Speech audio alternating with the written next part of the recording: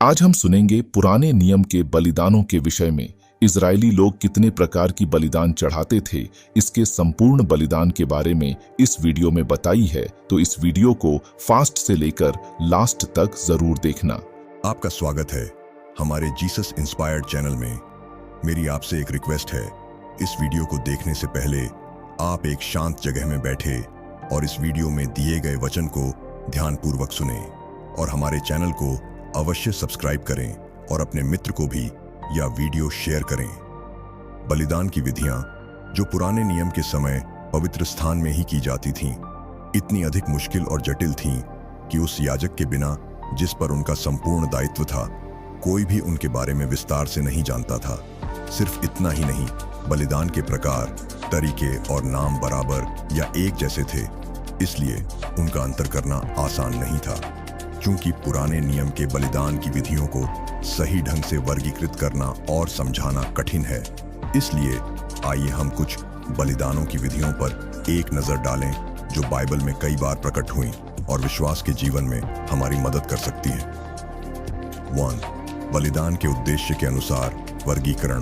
पाप बलि, दोष बलि, मेल बलि। 1. पाप बलि। यह बलिदान अनजाने में किए गए पापों का प्रायश्चित्त करने के लिए चढ़ाया जाता था। इजरायलियों की सारी मंडली या महायाजक के पापों का प्रायश्चित्त करने के लिए पाप बलि थी, और एक व्यक्ति के पाप के लिए भी पाप बलि थी। और यदि अभिषिक्त याजक ऐसा पाप करे जिससे प्रजा दोषी ठहरे, तो अपने पाप के कारण वह एक निर्दोष बछड़ा यहोवा को पाप बलि करके चढ़ाए।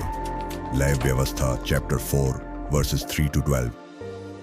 यदि इजराइल की सारी मंडली अज्ञानता के कारण पाप करे और वह बात मंडली की आंखों से छिपी हो और वे यहोवा की किसी आज्ञा के विरुद्ध कुछ करके दोषी ठहरे हों, तो जब उनका किया हुआ पाप प्रकट हो जाए, तब मंडली एक बछड़े को पाप बलि करके चढ़ाए।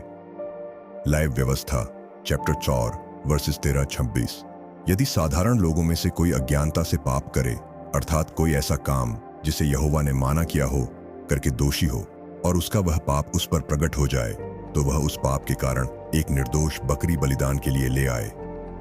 लेवी व्यवस्था चैप्टर 4 वर्सेस 27-35। इजरायलियों और महायाजक के 1 वर्ष तक किए गए सब पापों का प्रायश्चित्त करने के लिए पवित्र कैलेंडर के अनुसार 7वें महीने का 10वां दिन, यानी प्रायश्चित्त के दिन पर एक बकरा और बछड़ा पाप बलि के रूप में चढ़ाया जाता था।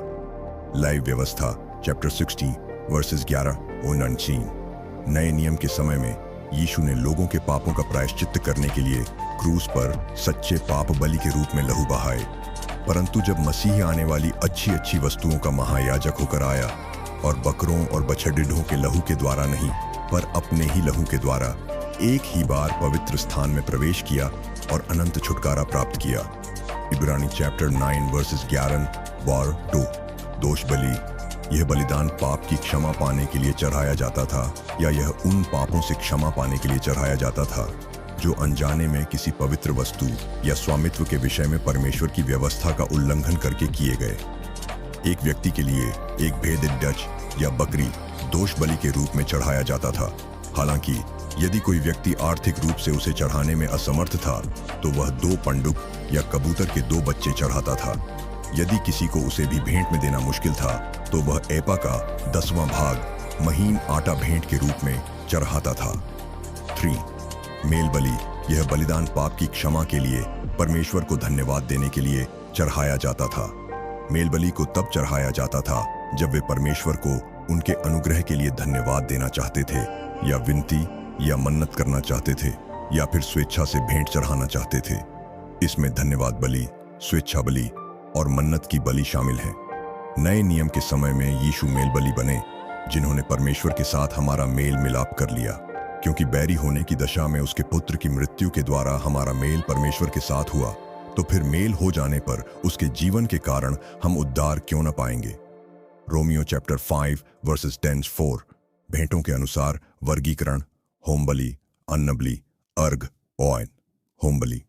होम बलि को इब्रानी में ओलाह कहा जाता है, जिसका मतलब है धुएं के साथ परमेश्वर की ओर चढ़ जाना। ये पशुओं को जलाकर परमेश्वर को चढ़ाया जाता था। ये बलिदान था जिनका इजरायली परमेश्वर को भेंट चढ़ाते समय ज्यादातर उपयोग करते थे। यह नित्य होम बलि सप्त के दिन और पर्वों में चढ़ाया जाता था।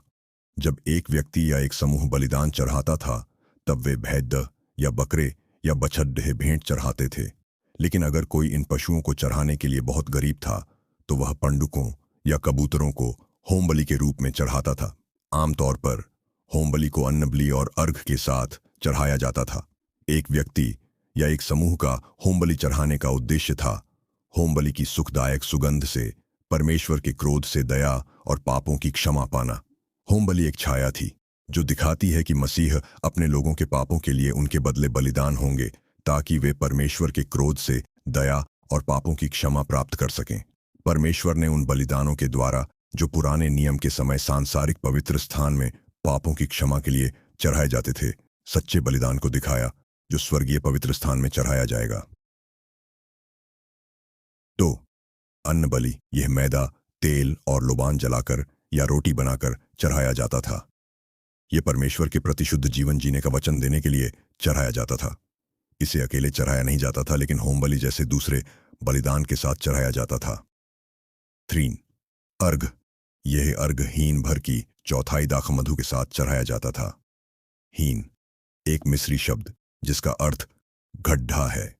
जैतून का तेल या दाखमधु मापने की इकाई के रूप में इसका उपयोग होता था। एक हीन 3.66 लीटर के बराबर है।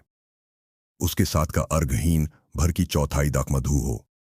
प्रथम फल का पर्व लैव व्यवस्था चैप्टर 23 वर्सेस 13 और अर्घ के लिए हीन की चौथाई दाखमधु देना। नित्य होम बलि निर्गमन चैप्टर 29 वर्सेस 40 3। भेंट चढ़ाने के तरीके के अनुसार वर्गीकरण। हव्य उठाने की भेंट, हिलाई जाने वाली भेंट। 1. हव्य यह आग से जलाकर चढ़ाया जाता था। होम बलि या अन्न बलि को हव्य के द्वारा चढ़ाया जाता था। उसी 7वें महीने का 10वां दिन प्रायश्चित्त का दिन माना जाए। वह तुम्हारी पवित्र सभा का दिन होगा और उसमें तुम अपने अपने जीव को दूख देना और यहोवा के लिए हव्य चढ़ाना। लाइव व्यवस्था चैप्टर 23 वर्सेस 26 और उसके साथ का अन्न बलि एपा के 2/10 अंश तेल से सने हुए मैदे का हो। वह सुखदायक सुगंध के लिए यहोवा का हव्य हो। लाइव व्यवस्था चैप्टर 23 वर्सेस 13-2। उठाने की भेंट यह बलिदान होम वेदी के ऊपर एक भेंट को उठाने के द्वारा चढ़ाया जाता था। इसका मतलब था कि भेंट पहले परमेश्वर को चढ़ाई जाती है और फिर याजक उसे परमेश्वर से प्राप्त करता था। और ऐसे एक एक चढ़ावे में से वह एक एक रोटी यहोवा को उठाने की भेंट करके चढ़ाए। लाइव व्यवस्था चैप्टर 7 वर्सेस 14। और उस देश की उपज का अन्न खाओ, तब यहोवा के लिए उठाई हुई भेंट चढ़ाया करो। गिनती चैप्टर 15 वर्सेस 19-20 3। हिलाई जाने वाली भेंट यह भेंटों को हिलाकर चढ़ाया जाता था। प्रथम फल के पर्व में याजक पहले फलों का एक पूला हिलाता था और वह उस पूले को यहोवा के सामने हिलाए कि वह तुम्हारे निमित्त ग्रहण किया जाए। वह उसे विश्राम दिन के दूसरे दिन हिलाए। इस प्रकार इजरायली लोग यहाँ के समीप आते थे